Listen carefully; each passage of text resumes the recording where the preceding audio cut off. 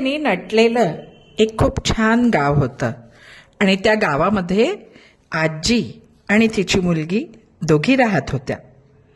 ही जी मुलगी होती ना, ही रोज सगळ्या कामामध्ये मदत करायची, स्वयंपाक पण बनवायची.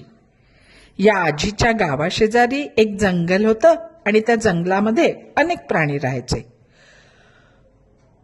मुलगी मोठी झाल्यानंतर आजीने आपल्या मुलीचं लग्न शेजारच्याच गावातल्या एका मुलाशी करून दिलं.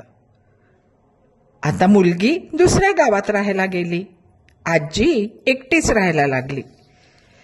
तिला खूप एकटेपण जाणवायचं आणि आपल्या मुलीची खूप आठवण यायची तिला.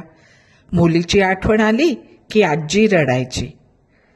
मग काही दिवसांनी तिने ठरवलं की आता आपल्याला खूप आठवण येते, आता आपल्या लेकीला भेटायला जायचंच.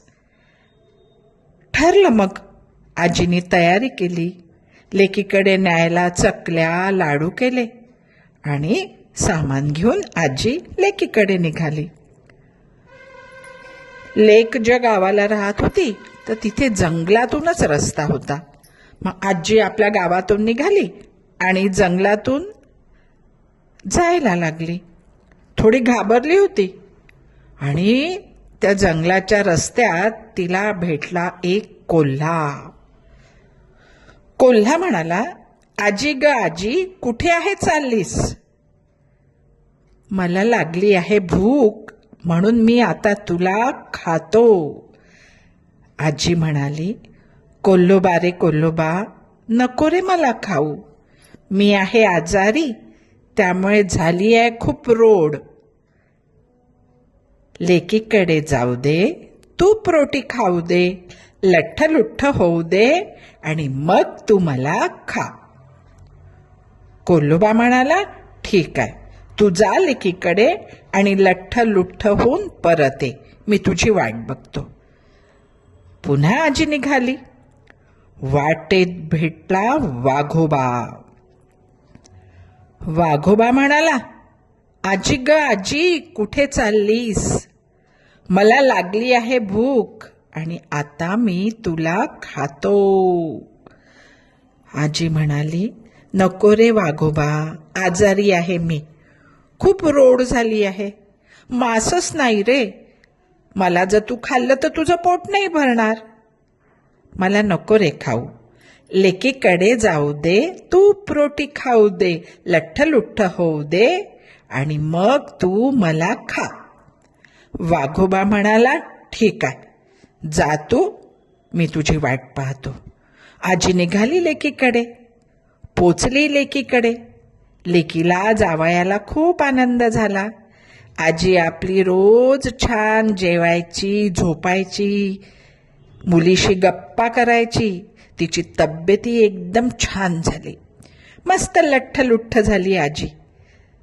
3-4 महिन्यानंतर आजी आपल्या घरी जायला निघाली. पण मग तिला खूप काळजी वाटली की आता जंगलातून रस्ता मी कसा पार करू. मग तिने मुलीला आणि जावयाला हे सांगितलं आणि हे पण सांगितलं की वाघोबा आणि कोल्होबा तर तिची वाट पाहतात आहे. मग लेकीनी जावयाने एक युक्ती केली.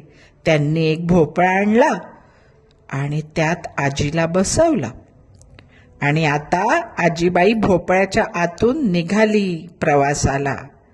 जंगलातून तो भोपळा जायला लागला. चल रे भोपळ्या टुणुक टुणुक, चल रे भोपळ्या टुणुक टुणुक. जंगलातून जाताना वाघोबाला तो भोपळा दिसला. वाघोबा म्हणाला, अरे भोपळ्या, रस्त्यात आजी दिसली का रे? भोपळा म्हणाला, कोणती आजी? मला नाही माहिती. चल रे भोपळ्या टुणुक टुणुक, चल रे भोपळ्या टुणुक टुणुक. पुन्हा पुढे गेला. पुढे गेल्यानंतर भेटला कोल्होबा. कोल्होबा म्हणाला त्या भोपळ्याला, अरे भोपळ्या, तुला आजीबाई दिसली का रे? भोपळा म्हणाला, नाही रे बुवा, मला नाही दिसली कोणती आजीबाई. चल रे भोपळ्या टुणुक टुणुक, चल रे भोपळ्या टुणुक टुणुक. असा करत करत आजीबाई आपल्या गावात आली आणि एकदाची सुखरूप घरी पोचली आणि तिने देवासमोर हात जोडले. आता या गोष्टीतून आपण काय शिकलो? की शक्तीपेक्षा युक्ती श्रेष्ठ. मग आवडली ना गोष्ट? आवडली असेल तर लाईक करा, कमेंट करा आणि सबस्क्राईब करा.